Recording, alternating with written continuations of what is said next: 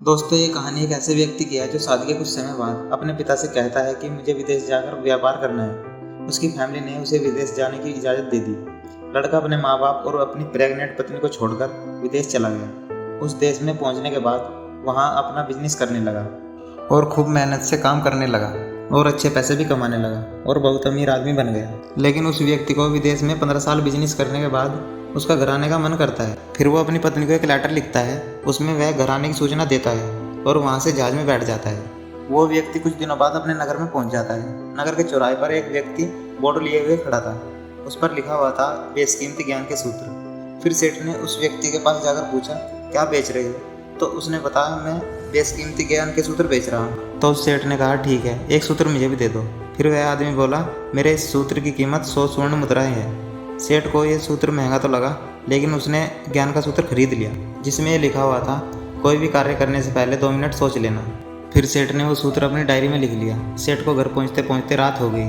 फिर सेठ ने सोचा, इतने सालों बाद घर जा रहा हूँ, क्यों ना सीधे पत्नी के पास जाकर उसको सरप्राइज दूँ। घर के बाहर चौकीदार बैठा हुआ था। उसने चौकीदार से कहा, चुप रहना, कुछ मत बोलना, और सीधे अपनी पत्नी के कमरे में चला गया। लेकिन वहाँ का नज़ारा देखकर वो हैरान हो गया।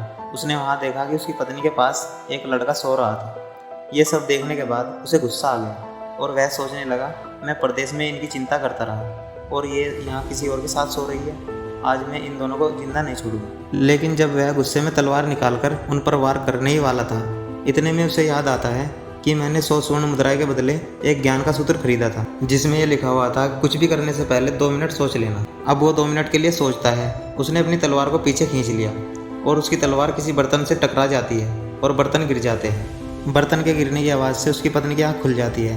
आँख खुलते ही जब उसने अपने पति को अपने सामने देखा तो वह बहुत खुश हुई और कहने लगी, आपके बिना ये जीवन सूना सूना लग रहा था और आपके इंतजार से इतना वक्त कैसे निकल गया ये मैं ही जानती हूँ। पत्नी इतना कहकर अपने पास सोए हुए व्यक्ति को उठाती है और कहती है, बेटा उठ जाओ, तुम्हारे पापा आए हैं। वो युवक उठकर जैसे ही अपने पिता के चरण छूता है तो उसकी पगड़ी उनके पैरों में गिर जाती है और उनके लंबे लंबे बाल बिखर जाते हैं। फिर सेठ ने अपनी पत्नी से कहा, ये हमारी बेटी है? तो उसकी पत्नी ने जवाब दिया, हाँ, ये हमारी बेटी है। इसके मान सम्मान को कोई आँच ना है, इसलिए मैंने इसे पुत्र के समान पाला है। ये बात सुनकर उसकी पति की आंखों से आंसू बहने लगे और अपनी पत्नी और बेटी को गले लगाकर सोचता है, अगर आज मैं उस ज्ञान के सूत्र पर अमल न करता तो आज मेरे हाथों मेरा परिवार खत्म हो जाता। दोस्तों, इस छोटी सी कहानी से हमें एक बड़ी सीख मिलती है। हमें जल्दीबाजी में कोई भी कार्य करने का निर्णय नहीं लेना चाहिए, क्योंकि जब हम गुस्से में होते हैं तब हमें अच्छे बुरे का ख्याल नहीं होता है। इसलिए गुस्सा आने पर कोई भी कार्य करने का निर्णय नहीं लेना चाहिए और कुछ देर रुके और ठंडे दिमाग से सोचे, उसके बाद ही वो कार्य करना चाहिए। दोस्तों, आशा करता हूँ यह वीडियो आपको अच्छी लगी होगी। अच्छी लगी हो तो लाइक करना। मिलते हैं फिर नेक्स्ट वीडियो में, तब तक के लिए जय हिंद, वंदे मातरम।